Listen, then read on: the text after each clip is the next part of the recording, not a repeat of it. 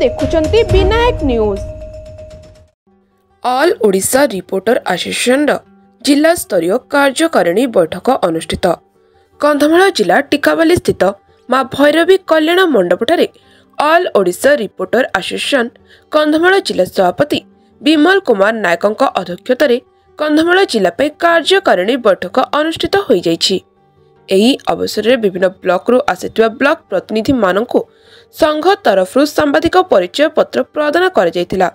तत्सहित कंधमाल जिलार all Odisha reporter association कर्मकर्ता माननकु निर्वाचित कर जाइथिला। सेथि मध्यरु जोसेफ दिगाल और चंद्रकांत नायकों जिला उपसभापति भाव चयन कर जाइथिला। संपादक भाव संजय कुमार कहार और कोषाध्यक्ष भाव अजित कुमार नायक महोदय को चयन कर जाइथिला। सेहीपरि उक्त संघर टिकावाली ब्लॉक पाई सभापति भाव गणेश नायक और संपादक भाव आकुलानंद दिगाल विधिबद्ध भाव दायित्व अर्पण करागला। आजिर मुख्य आलोचना थिला शक्त हेब सांबादिकता, शक्तिशाली हेब सांबादिक। एही परिप्रेक्षी आकुलानंद दिगाल सभाटी को परिचालना करथिले और सभापति विमल कुमार नायकों समेत सामाजिक कर्मी कृष्ण चंद्र दिगाल, दानियल दिगाल प्रमुख अति सुंदर भाव संघ लक्ष्य और उद्देश्य को उपस्थापना करथिले। शेषरे संघ तरफ टिकावाली गोष्ठी स्वास्थ्य केन्द्र रे चिकित्साधीन अंतेवासी रोगी मानकु फल बंटन करा जायतिला। एही अवसर में टिकावाली ब्लॉक चेयरमैन तथा बीजेडी ब्लॉक सभापति दिलीप कहार, डॉक्टर स्वागतिक विश्वाल, इंचार्ज ज्योतिरंजन जेना उक्त सांबादिक मानकु एपरी महान कार्य पई प्रशंसा करबा सह ईश्वरंक ठारे आशीर्वाद भिक्षा करथिबा देखिବାକୁ मिलिछि।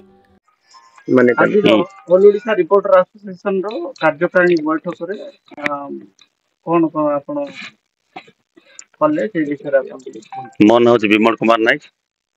आज ऑल ओडिशा रिपोर्टर एसोसिएशन रो कंधमाल डिस्ट्रिक्ट रो कर्मकर्ता चयन करा जायतिला एवं सुंदर भाव भी हमरो वाइस प्रेसिडेंट 2 जण, जनरल सेक्रेटरी जणे, कैशियर जणे आमे गठन करथिलु।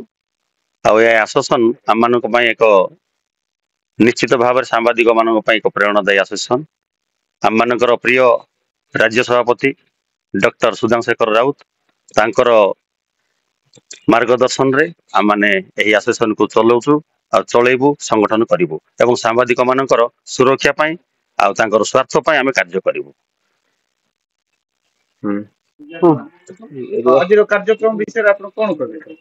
मो ना होछि अजित कुमार नायक, कंधमाल जिला ऑल ओडिशा रिपोर्टर एसोसिएशन रो मु आज नवनिर्वाचित कैशियर भाबे मते निर्वाचित करथिबा हेतु मु समस्त को ऑल ओडिशा रिपोर्टर एसोसिएशन रो समस्त सांबादिक बंधु एवं हमर प्रेसिडेंट जी अछंती विमल कुमार नायक तांको मु धन्यवाद देबी एवं हमर जे स्टेट रे ऑल ओडिशा रिपोर्टर एसोसिएशन रो डॉक्टर सुधांशेखर राज सारंको कहिबा अनुसार जो समस्त कार्यकारिणी बैठक प्रस्तुत होइतिला से कार्यकारिणी बैठक सुरखुरटे एवं सुंदर मतामत देकी समस्त गहन रे सुंदर भाव में समाप्त करा जायतिला। तेणु आशा करूछु आगामी दिन गुड़िक आमर जो all Odisha report association Kandhamal जिले में गठित होइछि समस्त सांबादिक मान को नहीं कि आम आगामी दिन गुड़िक एक सुंदर भाव में समस्त कार्य संपादन करे बोली मु आशा करूछि। धन्यवाद। आज कार्यक्रम कौन कहबे सर? आज जोटा ऑल ओडिशा रिपोर्टर एसोसिएशन रो मुख्य संपादक जी राज्य रे अछंती सुधांशु शेखर राउत तांको निर्देश रे जो बैठक होइथिला कंधमाल जिल्ला रो टिकावाली ब्लॉक रो पंचायत ऑफिस पाखा पाखी जो हमरो मीटिंग हॉल रही अछि से जगह हेइथिला।